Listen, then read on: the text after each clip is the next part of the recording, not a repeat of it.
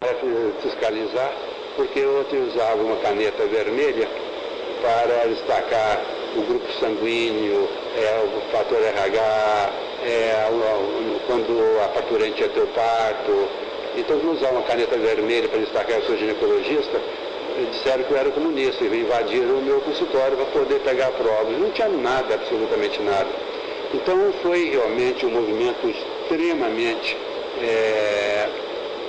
agressivo, perseguidor, tudo, e que dizimou as lideranças políticas estudantis. Eu acho que desde então até hoje nós nunca mais voltamos a ter lideranças dentro da mesma linha ideológica, lutando desinteressadamente, porque acreditavam nas ideias que estavam defendendo. Agora os estudantes, por exemplo, acreditavam muito na força da educação, por exemplo, mudando-se a escola, estava se mudando a sociedade. Teria essa questão, essa relação. Isso eu acredito até hoje. E sociedade. Isso eu acredito até hoje. Porque a nossa meta principal em Barretos foi a transformação do ensino. Porque no momento que eu faço a pessoa pensar, que eu dou oportunidade de ela crescer educacionalmente, sociologicamente, ela começa a pensar. E a pessoa que pensa ajuda a mudar o mundo. Nós não podemos ter mais aquelas pessoas que dizem amém apenas, mas que é aquelas pessoas que dizem por quê, quando, como, de que modo. Então, quando as pessoas começam a pensar e começam a questionar, eu acho que nós começamos a buscar novos caminhos. Agora, a educação tinha uma questão de mudança das escolas naquele período. Assim, principalmente quando o senhor começou, porque em 62 a gente sabe que teve a greve de 1/3 pelas vagas dos estados dos conselhos, teve em 60, 61 os debates sobre a reforma universitária. Agora, antes teve isso, essa questão da reforma das escolas para que pudesse atender essa reforma da sociedade. Isso realmente. Sim, já naquela época nós começávamos vários movimentos nesse sentido. Quer dizer, a UME estava sempre reivindicando junto com a UNE um novo posicionamento. Mesmo porque o estudante naquela época, ele tinha muitas dificuldades.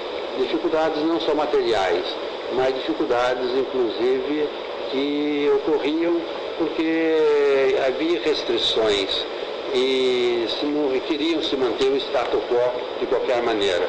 Então houveram vários movimentos reivindicatórios, em todos os congressos da UME nós tínhamos assim posicionamento em que se buscava fazer com que houvesse uma nova lei de diretrizes de base da educação, novos posicionamentos.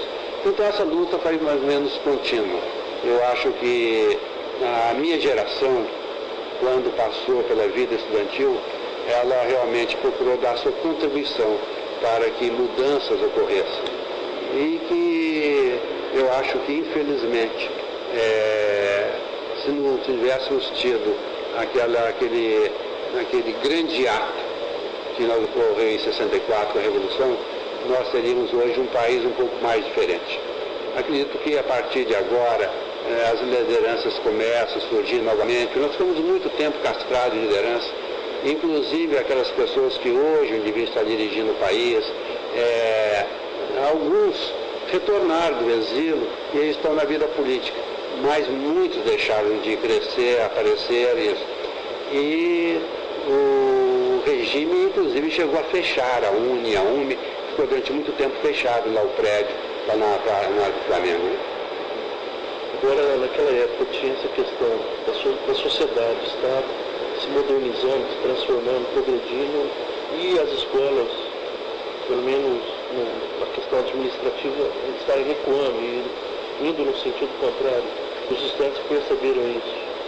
Sim, veja o seguinte, eu vou voltar no exemplo da minha faculdade, em que foi encampada pelo Estado de Guanabara na época, quando entrei já era da Universidade do Estado de Guanabara, mas que existiam várias cátedras. Por exemplo, proctologia, em lugar nenhum proctologia era uma cátedra. Radiologia, em lugar nenhum radiologia era uma cátedra. Mas como um dos fundadores da escola na época era radiologista, então tinha uma cátedra de radiologia. Um era proctologista e uma cátedra de proctologia. Então, na verdade, muitas vezes nós tivemos que, no começo, tínhamos algumas condições educacionais que levavam mais o interesse do mestre, o interesse da direção da escola em poder ter aquilo, e não o interesse do aluno ou o aprendizado do aluno. Então a luta para que houvesse uma reforma também na estrutura educacional, onde pudesse prevalecer o interesse do aluno e da sociedade, e não o interesse da escola, dos diretores ou dos mestres. Então isso aí foi uma luta muito grande. E hoje nós começamos, na época, uma briga muito grande para que se tivesse participação de membros da escola nos conselhos, que eu acabei, inclusive, sendo representante no DCE, era representante da minha faculdade no DCE.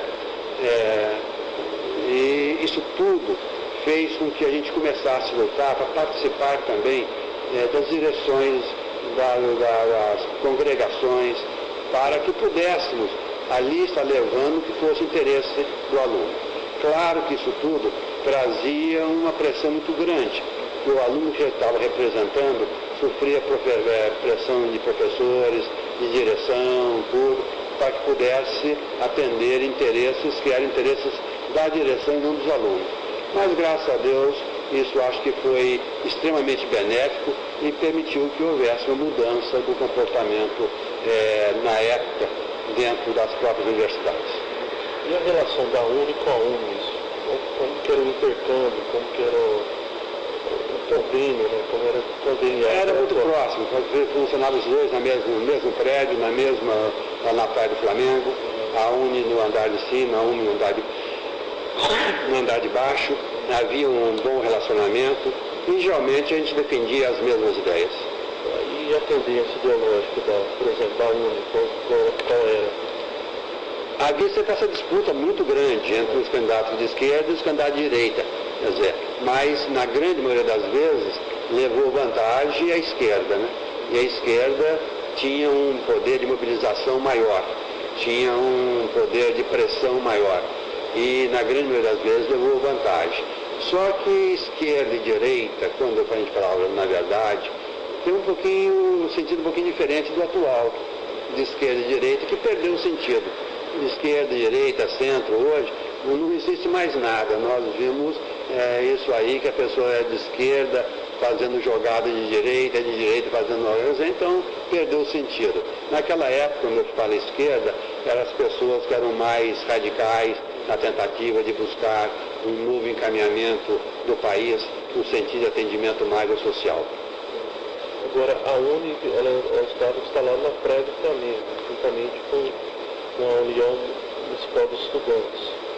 Agora, como que era organizado, por exemplo, os congressos, como que era coordenado isso junto às faculdades no Rio de Janeiro? Na verdade, a UNE, nós tínhamos uma eleição a cada 2 anos, onde os presidentes de diretório de cada faculdade e mais 2 membros de cada faculdade estariam votando para eleger a diretoria da UNE. O presidente da UNE e também os representantes da UNE votavam nos congressos da União Nacional dos Estudantes.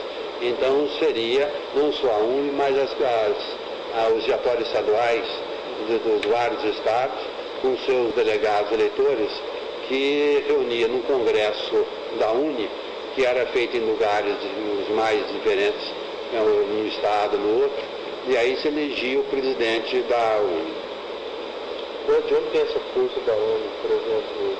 A UNE interferia até nas questões governamentais, por exemplo, em relação ao Juscelino, que num determinado momento, naquele período, pediu o apoio para o presidente da UNE para salvar o regime, né?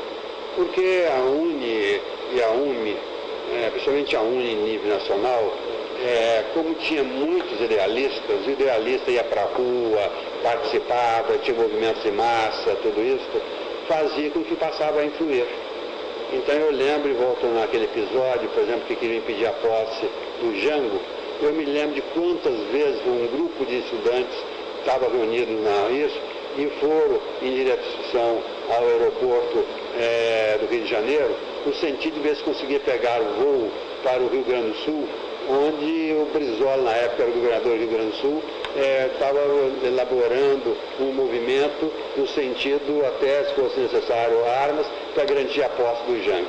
Então você vê o seguinte, o estudante estava ali no Rio estudando, mas estava disposto a ir pegar armas lá no Rio Grande do Sul para garantir a posse do vice-presidente, que não queriam dar posse. Então você vê que a parte ideológica naquela época era muito predominante.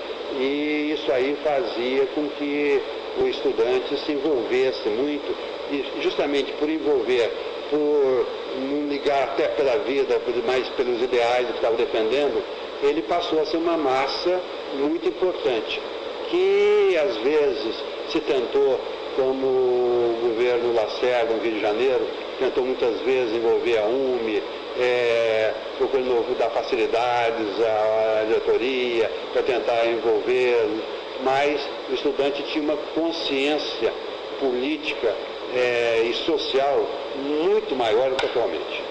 E tinha uma credibilidade na sociedade. Né? Justamente porque tinha essa posição política e não se corrompia. Agora essa credibilidade da UNE, por exemplo, quanto entidade, de onde vem essa credibilidade?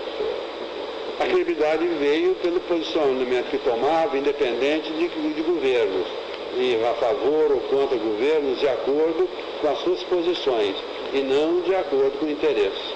Eu acho que a UNE hoje perdeu muito da credibilidade, a UNE, porque os seus diretores estão muito preocupados muitas vezes em virar deputado, em virar político, em ter vantagem, em ter nomeações.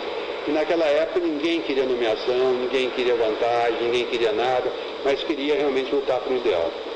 Poderia entrar rapidamente nas disputas das eleições da UNE no Rio de Janeiro? A disputa era muito grande, né? Muito grande. Nós lembramos que nos congressos, inclusive, formavam-se grupos que se agrediam até mutuamente, às vezes ia até, usando um termo vulgar,